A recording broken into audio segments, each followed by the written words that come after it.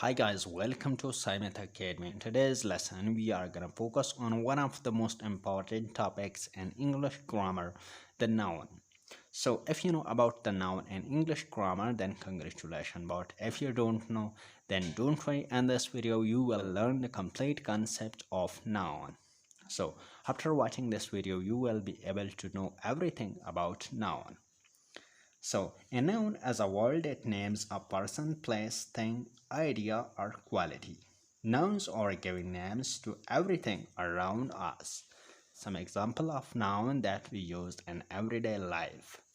For example, teacher, Sarah, doctor. These are the nouns that represent a person. School, Ferris, and beach, or the noun that represent a place.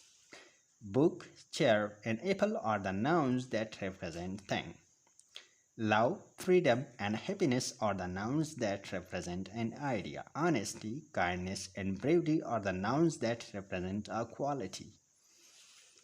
But remember, dear viewers, nouns not only names things but also nouns can be the subject of a sentence, just like Sarah teaches English. Here, Sarah is the subject of the sentence. So, noun can be used as the subject of a sentence.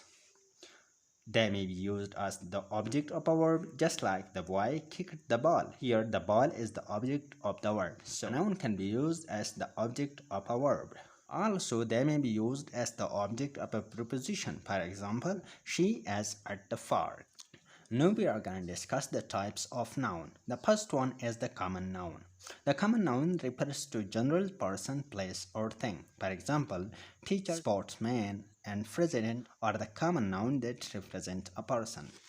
School and park are the common nouns that represent a place. Vehicle and book are the common nouns that represent a thing. The common noun do not define a unique entity. To define a unique entity, proper nouns are used. So the second one is the proper nouns. These nouns refer to a specific person, place, or organization. The proper nouns are spelled with capital letters. For example, Emily and Jennifer Lopes are the proper noun that represent a proper person. London, Tokyo, and Mount Everest are the proper nouns that represent specific places. Harvard University and United Nations are the proper nouns that represent specific organizations. Number third is the concrete noun. So, concrete nouns name things that can be observed and touched. Example, doctor, mother, teacher, and child are the concrete noun that represent person. Building, park, beach, and city are the concrete noun that represent place. Table, car, and book are the concrete noun that represent things. Water, sand, and metal are the concrete noun that represent substances. Now we are going to discuss the abstract nouns. So the fourth one is the abstract nouns. Abstract nouns refers to idea, concepts, feeling, or qualities that cannot be seen or touched. For example, justice and creativity are the abstract noun that represent idea. Anger and joy are the abstract noun that represent feelings. Intelligence and honesty are the abstract noun that represent quality. Countable nouns. So, the countable nouns are the nouns that can be counted and have both singular and plural forms.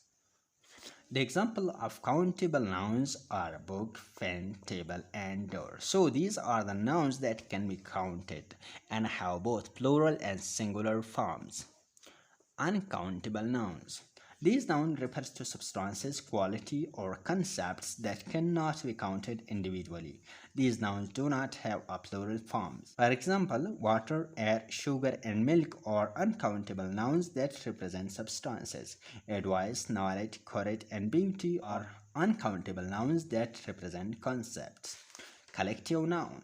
A collective noun refers to a group of individuals or things that are considered as one entity. For example, team, family, and crew are the collective nouns that represent people. Flock, herd, and flock are the collective nouns that represent animals.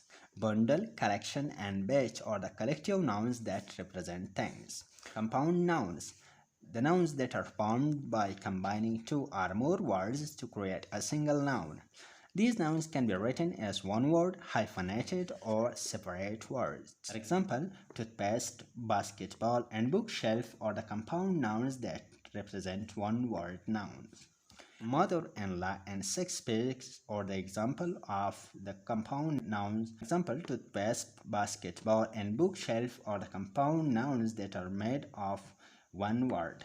Mother-in-law and six pig are the compound nouns that are hyphenated. Post office and swimming pool are the compound nouns that are separate words. Possessive nouns. These nouns show ownership or position and are usually formed by adding an apostrophe or s or just an apostrophe for plural nouns ending in s. For example, the cat's tie.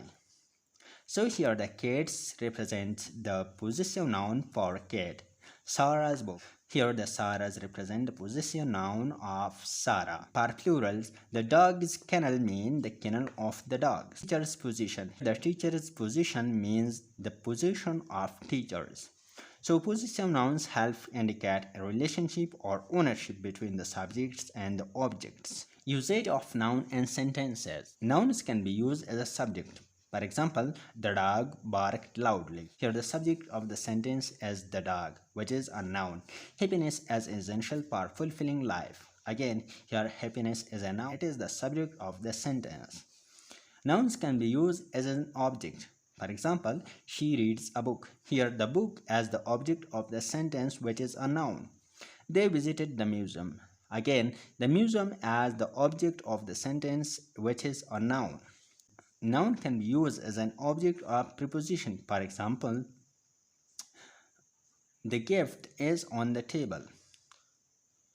Here the table as the object of the preposition. He is interested in science. Here the science as the object of the preposition. The noun can be used as a complement. For example, his dream is to become a teacher. That was a great performance. So dear viewer, if you have liked the video, subscribe to our YouTube channel. Thank you for watching the video. Subscribe to our YouTube channel for more videos related to English grammar. If you have any question, write it in the comment section. I will respond to your comments in the comment section. Thank you for watching.